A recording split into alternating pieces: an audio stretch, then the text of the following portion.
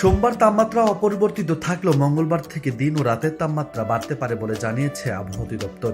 আবহাওয়া অধিদপ্তরের আবহাওয়াবিদ ডক্টর মোহাম্মদ বজলুর রশিদের দেওয়া পূর্বাভাসে এ তথ্য জানানো হয়েছে।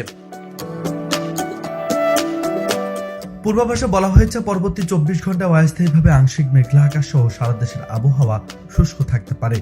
তবে শেষ রাত থেকে সকাল পর্যন্ত দেশের নদী অববাহিকার কোথাও কোথাও মাঝারি থেকে ঘন কুয়াশা এবং দেশে অন্যত্র হালকা থেকে মাঝারি ধরনের কুয়াশা পড়তে পারে।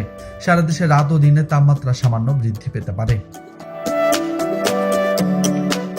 এদিকে বুধবার সকাল 9টা থেকে পরবর্তী 24 ঘন্টায় অস্থায়ীভাবে আংশিক মেঘলা আকাশ সহ সারা দেশের আবহাওয়া শুষ্ক থাকতে পারে।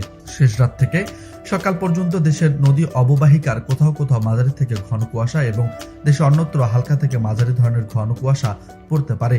সেই সঙ্গে সারা দেশের রাতের তাপমাত্রা 1 থেকে 3 ডিগ্রি সেলসিয়াস বৃদ্ধি পেতে পারে এবং দিনের তাপমাত্রা সামান্য বৃদ্ধি পেতে পারে।